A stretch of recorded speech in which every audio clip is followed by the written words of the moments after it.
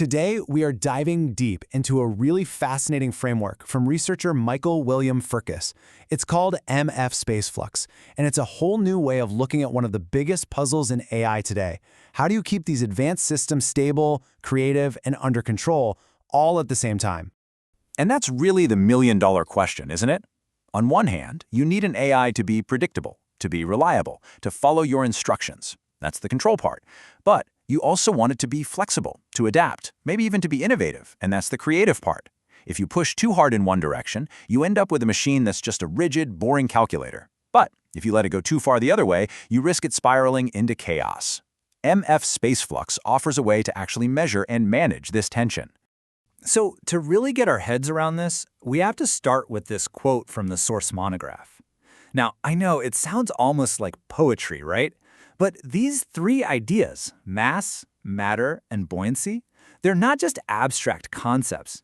They form this really powerful metaphor that, as we're about to see, translates directly into a tool for steering AI.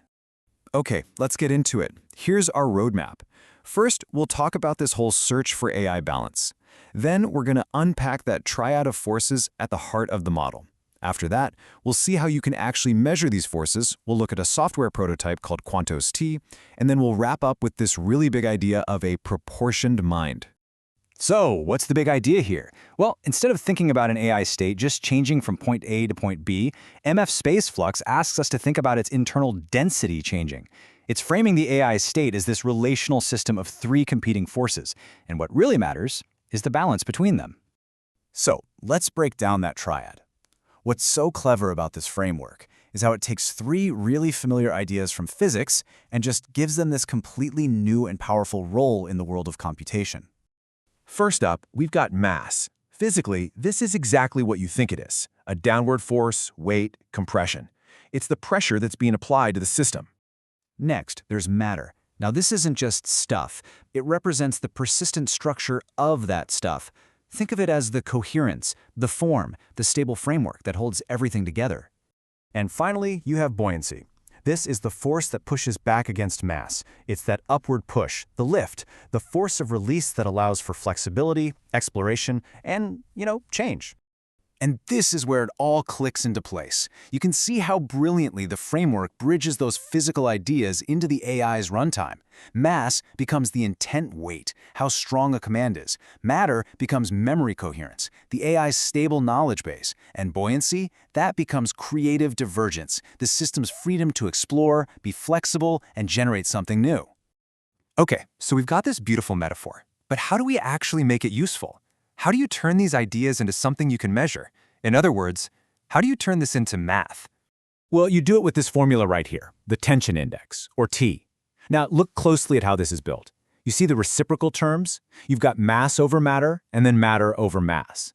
This creates this really nice symmetry. If intent, or mass, starts to overwhelm memory, the T value goes up. But if memory overwhelms intent, it also goes up. And then buoyancy just acts as the simple downward pressure on the whole system. Of course, in a real-world computer program, you can't have things divided by zero. That would crash everything. So to make this practical, the formula is guarded. A teeny-tiny value called epsilon is added to prevent those errors. Then, the raw output is passed through what's called a normalization function, in this case tan, which just squishes the result into a clean, predictable range from -1 to +1. And that gives us a stable signal to work with. And with that nice, clean signal, we can finally start to classify the AI state in real time. If that tension score, T, climbs too high, let's say above +0.5, the system is at risk of rigidity. It's getting stuck. If the score drops too low, say below -0.5, it's at risk of drift, where it's becoming incoherent. But that sweet spot right in the middle, that narrow band around 0, that's equilibrium. That's a healthy, stable AI. So this is all fantastic in theory, right? But how does it actually work in practice? Well, that is where the Quantos-T software prototype comes in. You can see here Quantos-T is designed to be a lightweight, super practical tool. It takes in those raw mass, matter, and buoyancy values safely. It calculates that normalized tension score we talked about. It labels the current state, and this is the crucial part, it flags any risks it sees. It even keeps a history so you can track if the system is trending towards instability over time. Now, this is a really important point to get. Quantity isn't the entire AI system. It's designed to be a coherence governor. It sits right in the middle of a larger pipeline. So other parts of the system are figuring out the intent, checking memory, and measuring exploration. Quantity just takes those numbers, computes the tension, and then passes its stability reading on to a final policy layer that decides what to do next. And all of this brings us to a much bigger, almost philosophical idea.